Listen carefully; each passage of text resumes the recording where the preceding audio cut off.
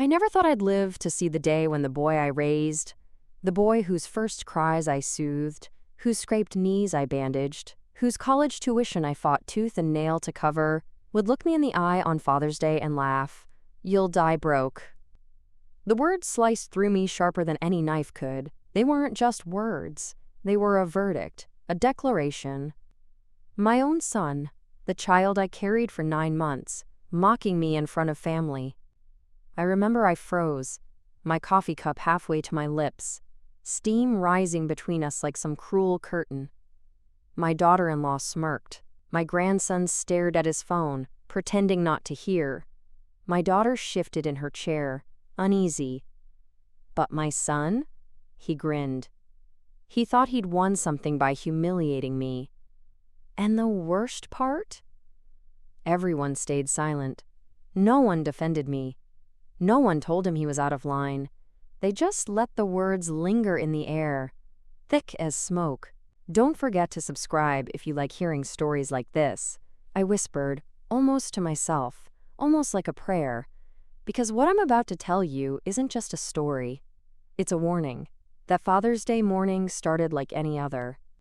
I woke early, made scrambled eggs with a little too much butter, the way I like them, and brewed my coffee strong enough to wake the dead. I set the table for the family brunch, polishing the silver my late wife had loved so much. Every year, since she passed, I tried to keep traditions alive for the kids, but my son, Matthew, barely noticed. He walked in late, sunglasses still on though it was cloudy outside, his expensive watch glinting under the kitchen lights. He'd always had a taste for luxury, the kind of taste I'd worked overtime shifts to satisfy when he was younger. "Nice spread," he muttered, glancing at the food like it was beneath him. My daughter Claire arrived with flowers. She kissed my cheek, her eyes soft, though I could see the exhaustion of 2 jobs etched in her face. She helped me set the plates, whispering, "Ignore him today, Dad. Please." I tried. God knows I tried. But then, as we all sat, Matthew leaned back in his chair, tapped his fork against his glass, and said it. That line. That curse. "You'll die broke." The room fell silent. I laughed it off at first, though my chest tightened. Well, maybe I'll die happy then. But he doubled down. Happy doesn't pay bills. Happy doesn't buy respect. You think anyone's going to remember you when you're gone? You've got nothing, Dad. You spent your whole life working for scraps. Claire dropped her fork with a clang. "Matthew, stop." He cut her off. "No, let's be real. Look at this house. Look at him. He's 1 paycheck away from losing it. And guess who's going to be stuck cleaning up the mess? Us." His wife chuckled under her breath. I wanted to say something, a comeback, a lecture, a roar.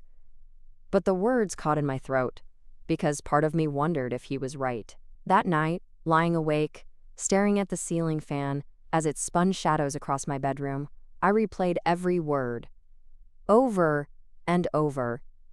My son thought I was worthless. He thought my life had been a failure, and worse, he thought he was entitled to whatever little I had left. But what he didn't know, what none of them knew, was that I had already been planning something that would make sure his words came back to haunt him. The week that followed was a blur of memories and bitterness. I found myself digging through old boxes in the attic, pulling out photo albums, letters, even receipts from years ago. I remembered the nights I worked double shifts at the factory to put him through private school. The Christmas I skipped buying myself a new coat so I could get him the video game console he wanted. The time I co-signed the loan for his first car, only for him to crash it within 6 months and leave me with the payments. I thought of his wedding. I paid for half of it, even though his bride's family promised to cover most.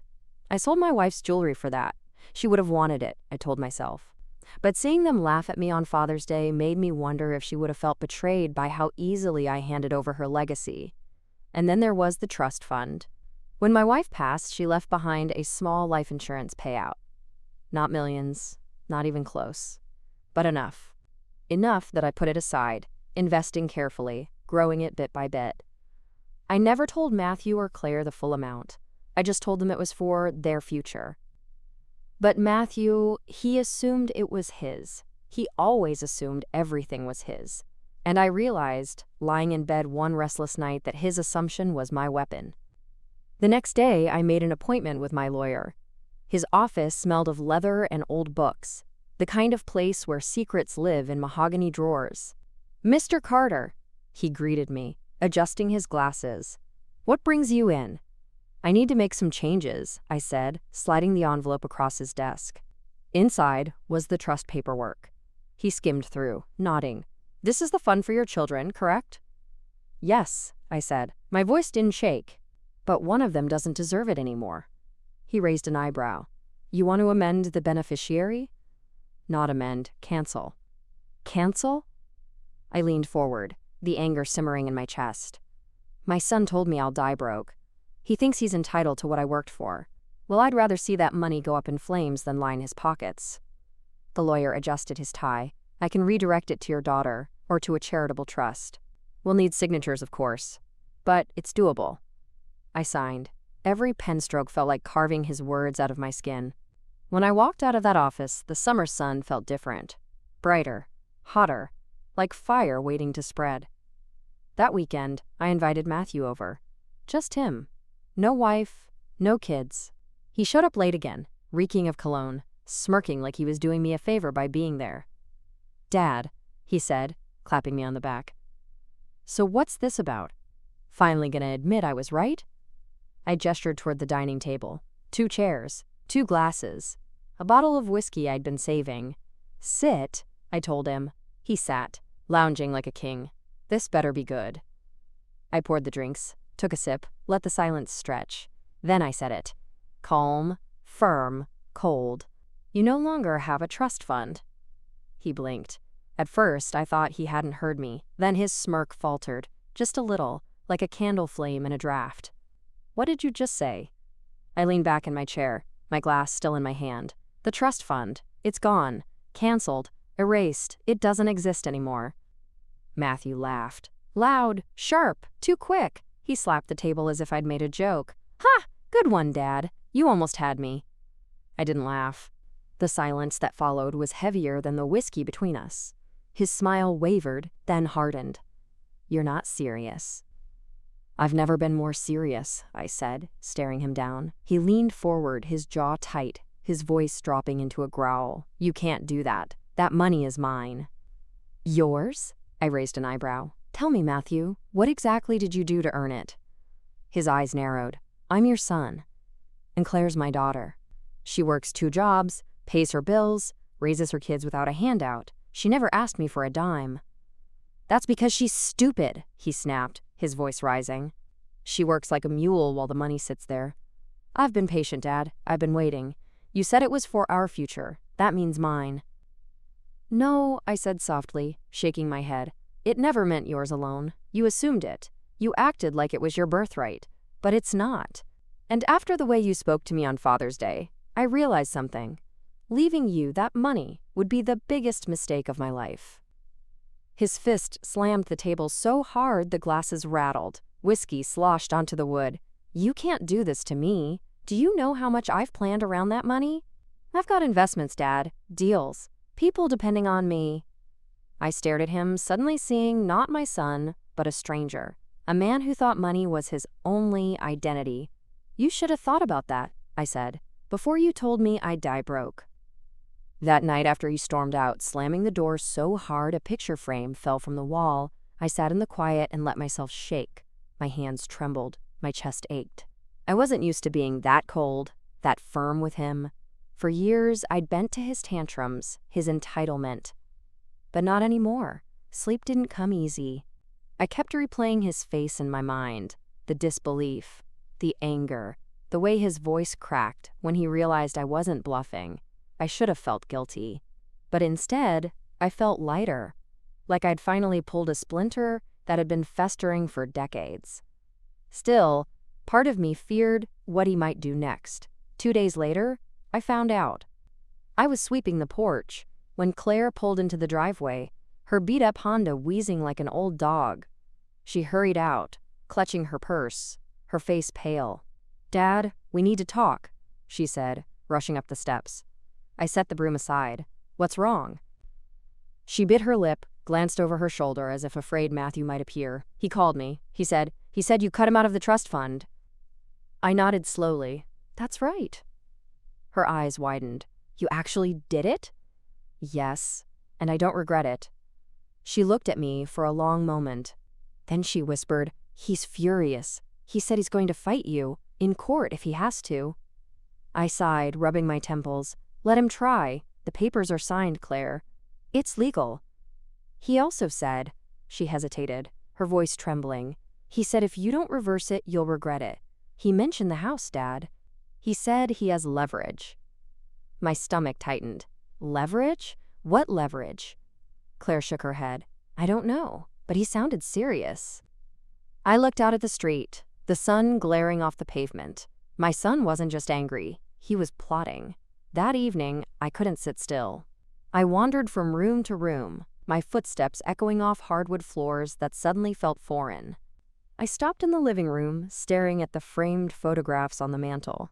Matthew as a toddler, grinning with ice cream smeared on his cheeks. Matthew at his high school graduation, cap crooked, arms slung around my shoulders. Matthew on his wedding day, his bride glowing, me standing beside him with pride. When did it change? When did the boy who once begged me to push him higher on the swings become the man who saw me as an obstacle? I thought of my wife. What would she say if she were here? Would she scold me for being too harsh? Or would she finally admit he'd gone too far? As I stood there, lost in thought, my phone buzzed. A message. From an unknown number. I opened it. It was a photo. Of my house. Taken from across the street. The message read, reverse the trust fund, or you'll lose more than money. For the first time, I felt fear, real fear, not just disappointment or anger. Fear that my own son had crossed a line I never thought he would. But fear has a funny way of turning into fuel. I sat down at my desk, opened a fresh notebook, and started to write. Not just notes, plans. Every dollar I had, every asset, every piece of leverage he thought was his, I listed it. And for the first time in years, I realized something. I had more power than he thought, and if Matthew wanted a war, I was going to give him one. The next morning, I barely touched my breakfast. My coffee turned cold on the counter while my mind replayed that photo, that message.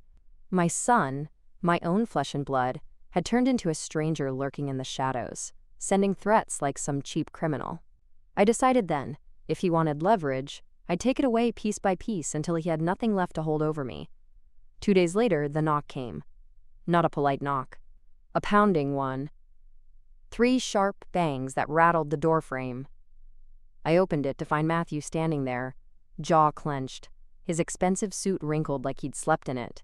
His wife lingered behind him, arms crossed, sunglasses hiding her eyes. Dad, he said, forcing a tight smile, we need to talk. I stepped aside. Come in. He strode past me like he owned the place. His wife trailed, her perfume clouding the hallway.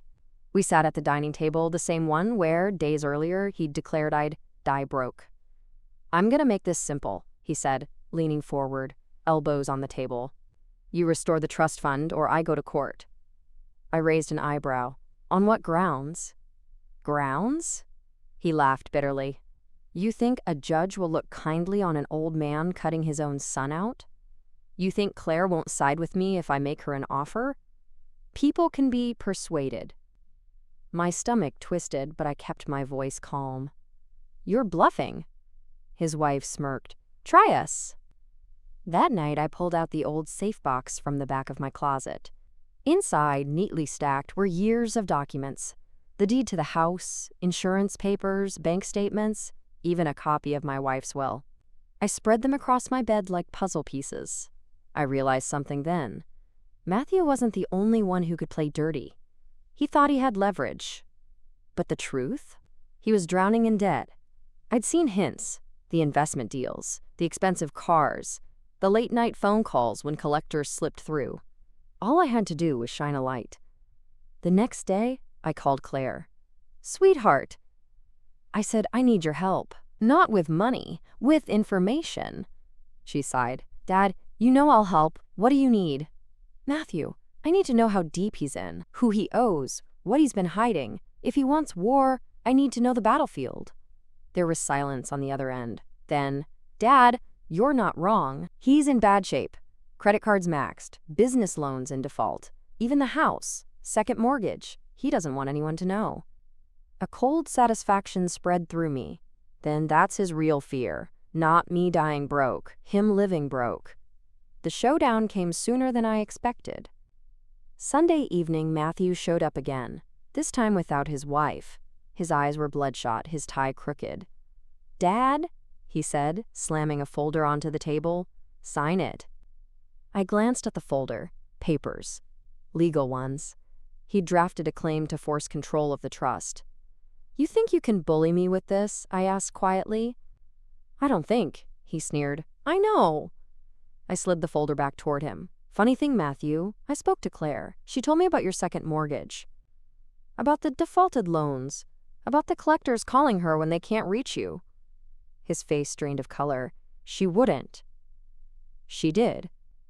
And if you try to drag me to court, every bit of your debt becomes evidence. Every creditor. Every bad deal. Do you really want that splashed in front of a judge?" He sat back, eyes darting, lips tightening. For the first time, I saw it. Fear. That night, I wrote in my notebook again. This time, not just notes. A blueprint. Step 1. Strip his illusion of power. Step 2. Expose his debts. Step 3. Deliver the final blow at the one place he'd least expect. The bank, where his name no longer held weight. Because I wasn't just cutting him out of the trust. I was going to make sure the entire world saw the truth he'd tried so hard to hide. The following week felt like a storm building. The kind you smell before you see. The air in my house was heavier, quieter, like the walls themselves knew what was coming. I spent my mornings going through bank records, my afternoons with the lawyer, and my nights staring at the ceiling fan, thinking about Matthew's face when I told him the trust was gone. That mix of shock and rage had burned itself into my memory, and now I wanted to see that look again, only worse.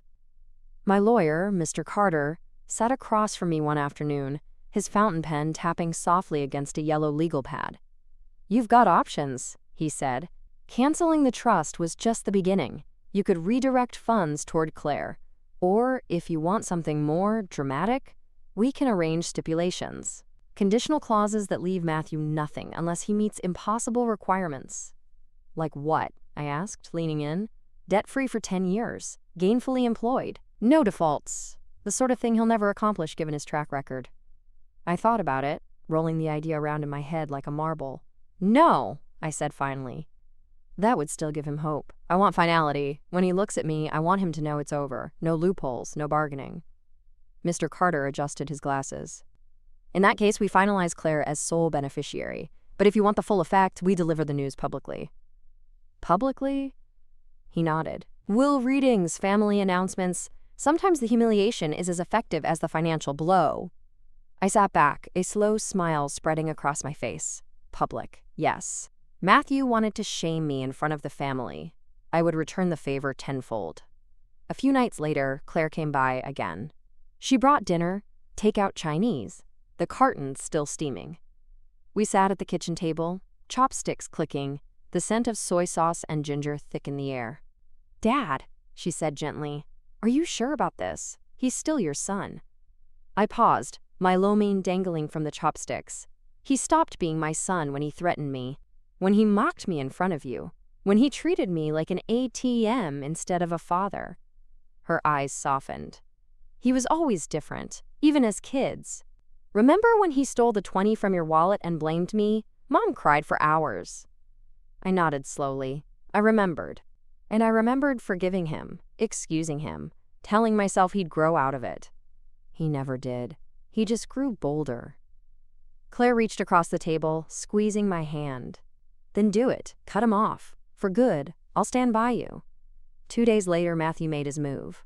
I was in the garden, trimming the rose bushes, when a sleek, black car pulled up. Out stepped a man in a gray suit carrying a briefcase. He introduced himself as Mr. Dalton, a lawyer representing Matthew. He handed me an envelope. "Consider this notice of intent. Your son wishes to contest the trust amendment. He believes undue influence was involved." I chuckled bitterly. Undue influence? He thinks his old man isn't of sound mind? Dalton adjusted his tie. That will be his argument. I tore open the envelope, scanning the papers. Legal threats. Empty, if you knew the truth. But still, he was serious. Tell my son, I said evenly, that if he drags me into court, I'll drag every one of his creditors with me. Bankruptcy filings, mortgage defaults, business failures. I'll make his dirty laundry public record. Dalton stiffened. Is that a threat? No, I said, handing the papers back. That's a promise. That night, I couldn't shake the memory of Father's Day, his smirk, his words, "You'll die broke." I poured myself a glass of whiskey and sat in the dark living room, staring at the flicker of the street lamp outside. He wanted me broke? Fine. I'd show him what broke really looked like. And it wouldn't be me. By the end of that week, the plan was set. Mr. Carter scheduled a formal family meeting under the guise of, quote, clarifying estate matters. Everyone would be there. Matthew, Claire, even the grandchildren.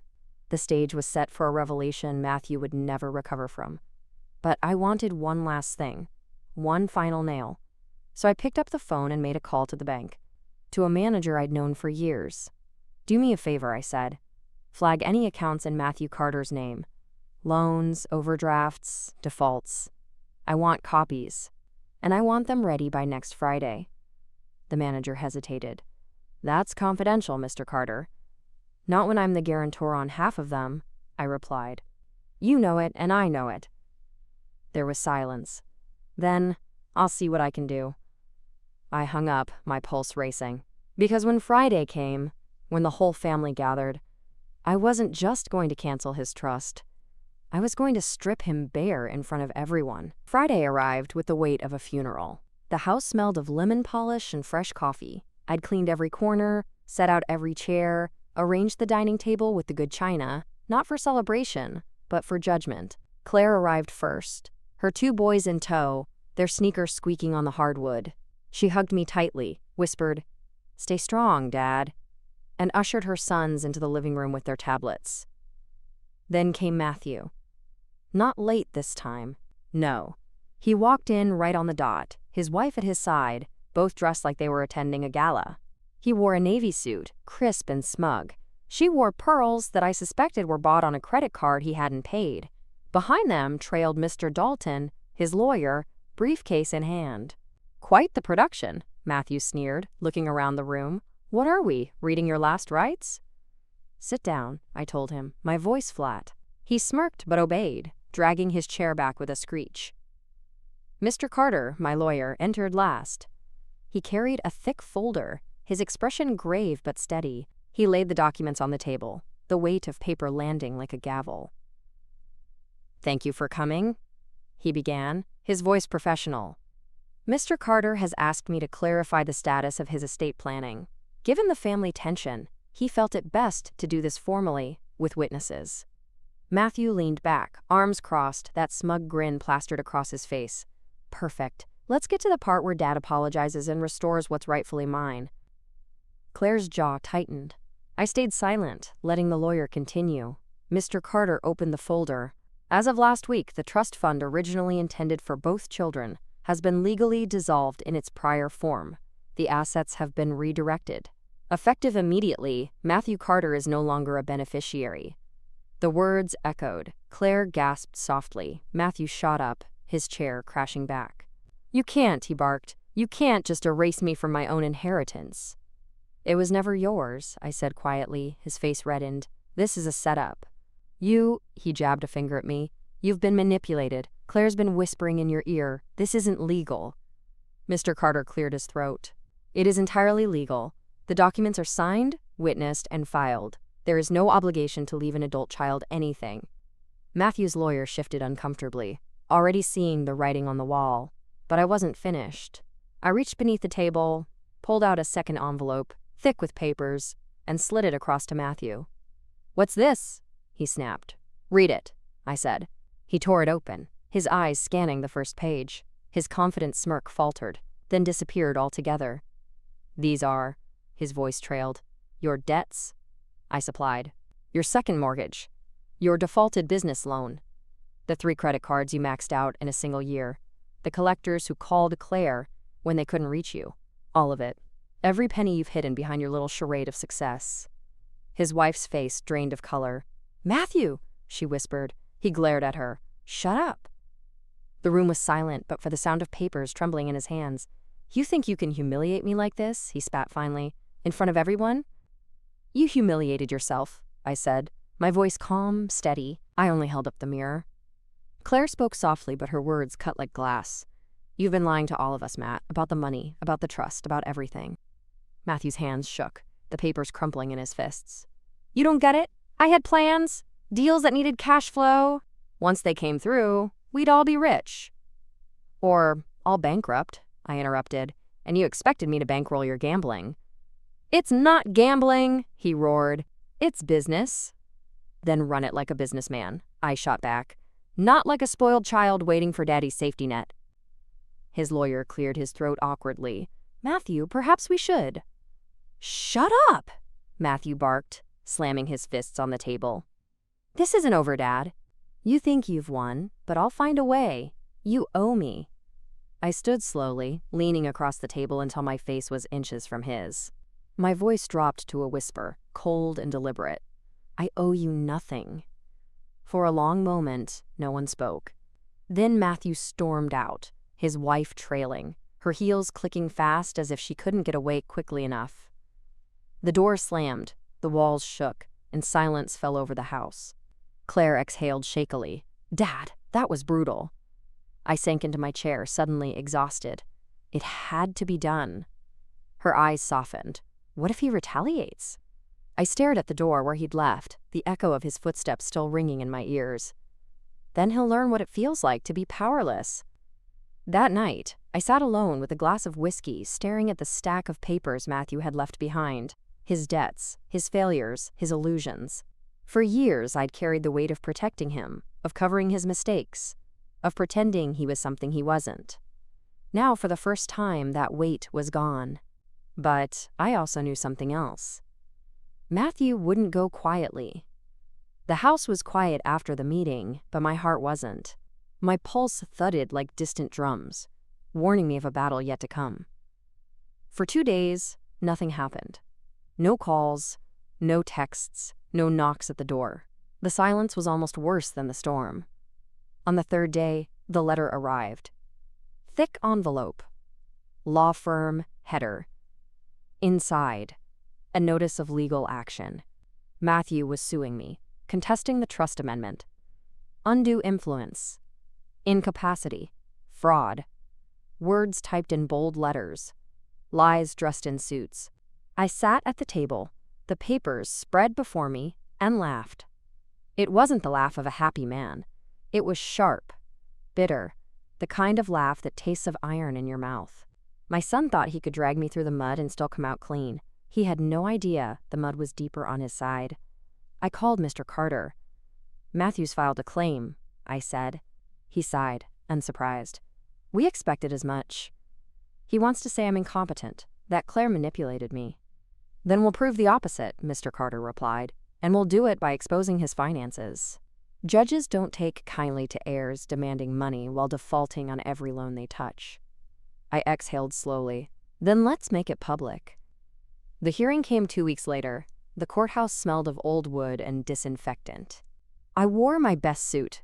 Not new, not expensive, but pressed and clean, the same one I wore to my wife's funeral. Claire sat beside me, her hand gripping mine. Across the aisle, Matthew strutted in with his lawyer, his suit sharper, his tie brighter. But his eyes were restless, darting, twitching. When the judge entered, we rose. The gavel struck, and the show began. Matthew's lawyer painted a picture of an old man confused, swayed by a manipulative daughter. He spoke of family expectations, promises made, reasonable inheritances. Matthew sat beside him, nodding solemnly like a wronged saint. Then it was our turn. Mr. Carter rose, calm as stone. "Your Honor," the plaintiff claims undue influence. Yet what influences a man more than debt, than desperation, than the threat of ruin? The plaintiff is not a victim. He is an opportunist, seeking to bleed his father dry to cover his own financial recklessness. He opened a folder and began laying out documents, one by one. The second mortgage, the business loan defaults, the credit card statements, the collection calls, all linked to Matthew Carter. Gasps rippled through the courtroom. Matthew's face paled, his jaw clenched. "Your Honor," Mr. Carter continued, "this is not about undue influence. This is about entitlement. About a man who mocked his father on Father's Day, declaring he'd die broke, and now demands money he has not earned and does not deserve." When the judge spoke, his words landed like thunder. "Mr. Carter, your father has every legal right to amend his trust. The evidence presented makes clear that his decision was both rational and justified. Your claim is denied." The gavel struck. Case closed. I looked at Matthew. His face was red, his hands trembling. For the first time in his life, he looked small. He mouthed something at me across the aisle. One word. "Traitor." But I only stared back, unblinking. Outside the courthouse, the press had gathered. Word had leaked. A son suing his father over inheritance makes for juicy headlines. Reporters shouted questions. Cameras flashed. Claire shielded her face. I kept walking, my steps steady. Matthew, however, wasn't so lucky. Microphones shoved in his face. Reporters demanding answers. Flashes catching every bead of sweat on his brow. "Mr. Carter, is it true you defaulted on multiple loans? Did you expect your father to bail you out? Do you have anything left after losing the trust?" He snapped, shoving a camera aside, shouting, "This isn't over," and that outburst made the front page the next morning. That night, I poured myself another glass of whiskey and sat on the porch, listening to the cicadas hum in the summer dark. The trust was gone. The court had sided with me. Matthew's debts were exposed. But I wasn't finished. Because revenge, real revenge, isn't just about winning. It's about leaving the betrayer with nothing to cling to. So the next week, I called the bank again. "Pull the plug on every account I co-signed for Matthew," I said. "Every line of credit, every guarantor signature. Effective immediately." The banker hesitated. "Mr. Carter, that could force foreclosure." "I know," I said. "Do it." 2 weeks later, the foreclosure notice hit Matthew's doorstep. His house, the big suburban palace he bragged about, the one he used as proof he was better than everyone else, was gone.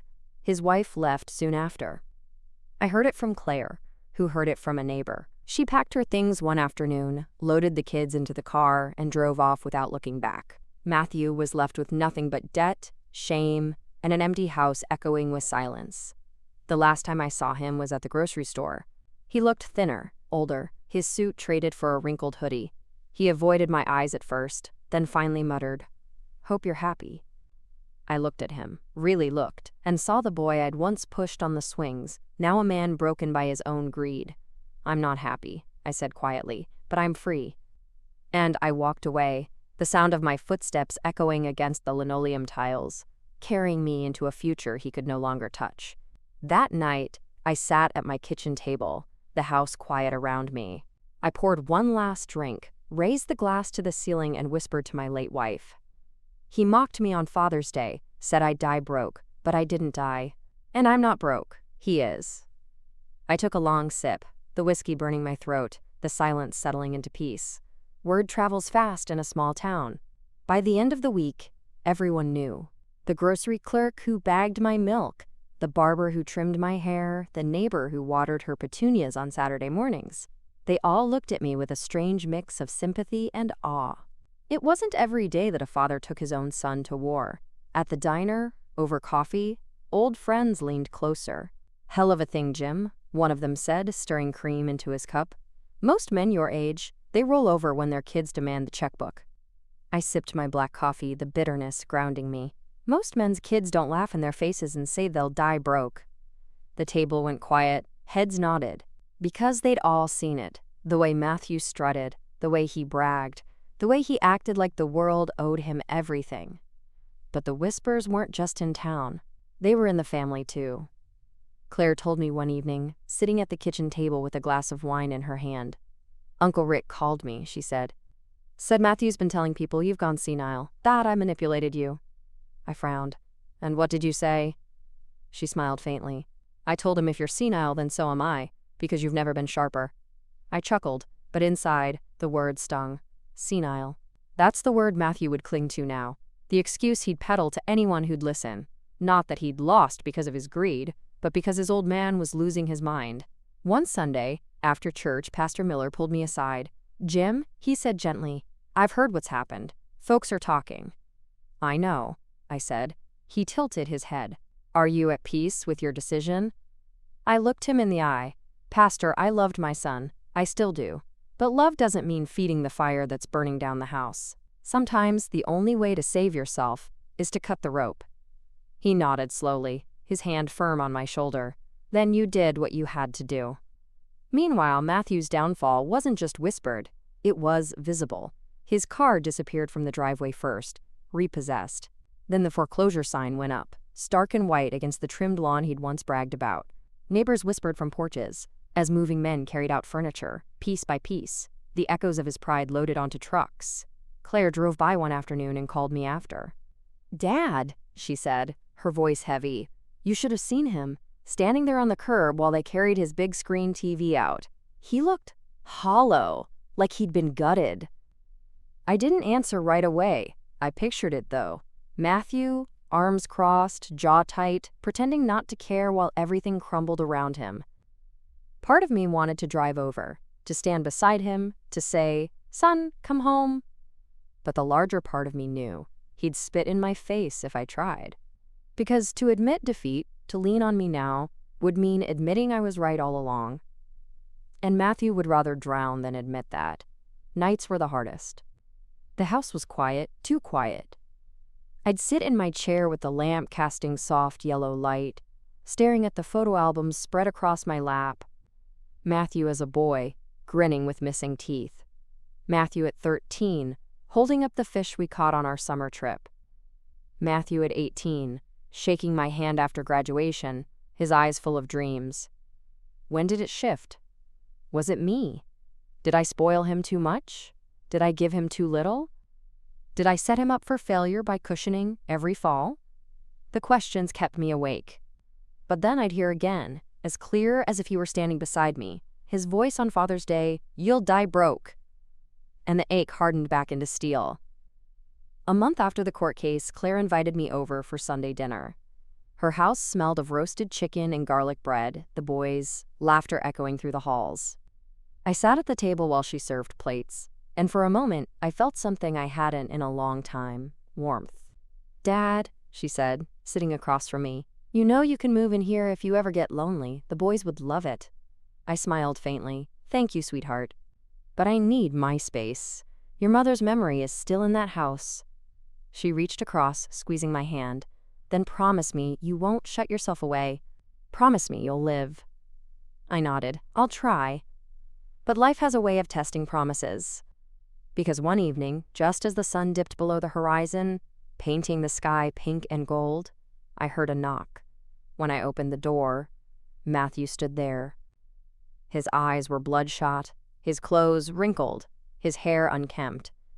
He looked older than me in that moment. Dad, he said, his voice hoarse. I need help. I hadn't seen him in weeks, not since the foreclosure. And there he was on my doorstep, shoulders slumped, hands shoved into the pockets of a hoodie that had seen better days. His eyes darted, unable to meet mine, his lips trembling like a boy caught stealing from the cookie jar. Dad, he rasped, please, I need help. The words hung between us. For a moment, I said nothing. I just looked at him. Looked at the son I once carried on my shoulders at the county fair.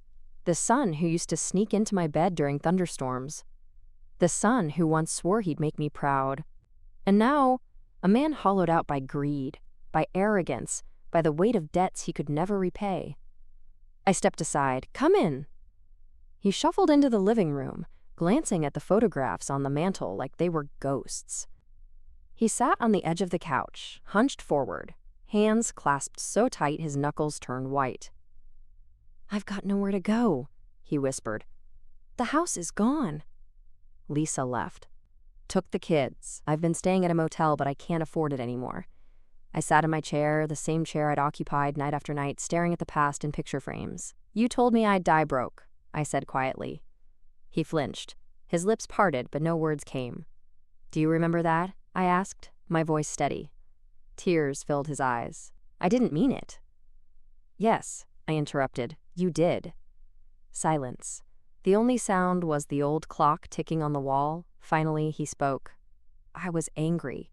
I thought you were holding out on me, that the trust was mine. I built my whole life around it. I thought I could fake it till it came through." His voice cracked. "But now it's gone. Everything's gone." I leaned forward, my elbows on my knees. "You built your life on lies, Matthew. And you expected me to keep feeding them. I won't. Not anymore." He wiped his face with the back of his hand. "Please, Dad, just a loan. Enough to get me back on my feet. I'll pay you back, I swear." I stared at him for a long time, the silence stretching. Then I stood and walked to the bookshelf. From a drawer beneath it, I pulled out a small envelope. I placed it on the coffee table in front of him. His eyes widened. "Is this?" "Open it," I said. He tore it open. Inside was a check. Not for thousands. Not for millions. Just enough to cover a month's rent on a modest apartment, a few bags of groceries, maybe a secondhand suit to wear to interviews. "That's it?" he asked, disbelief lacing his tone. "That's it," I replied. "I won't let you starve. I won't let you sleep on the streets. But I will not bankroll your arrogance again. If you want more than that, earn it." His jaw tightened, like he wanted to argue, but the fight was gone from his eyes. He nodded, slowly, tucking the check back into the envelope. "Thank you," he whispered. He left soon after, shoulders still hunched, the night air swallowing him as he disappeared down the street. I stood at the doorway long after he was gone, the cool breeze brushing my face, the sound of crickets rising in the dark. For the first time in months, I felt something shift inside me. Not joy, not sorrow, something deeper. Peace, maybe, or closure. Because I realized then, revenge isn't always about destruction. Sometimes, it's about truth. And the truth had finally caught up with him. Weeks passed. Claire visited often, her boys filling my house with laughter, their footsteps pounding up and down the hallway. We cooked dinners together, sat on the porch with iced tea, shared stories of her mother. Life, in its quiet way, moved forward. I heard rumors about Matthew, that he'd found a small job at a car lot, that he was renting a one-bedroom apartment on the edge of town, that he was quieter now, humbler. I didn't know if it would last. But for once, I hoped it might. One evening, as the sun dipped low and painted the sky orange, I poured myself a glass of whiskey and sat on the porch. I thought of that Father's Day, his laughter, his words. "You'll die broke." And I thought of the trust, gone now, redirected to Claire and her boys. I raised my glass to the fading light and whispered, "No, son, I didn't die broke. I lived free." The cicadas hummed, the night settled in, and for the first time in years I felt light. And if you've made it this far, thank you for listening. Don't forget to subscribe for more stories, because life has a way of writing its own dramas, and sometimes the truth is stranger than fiction.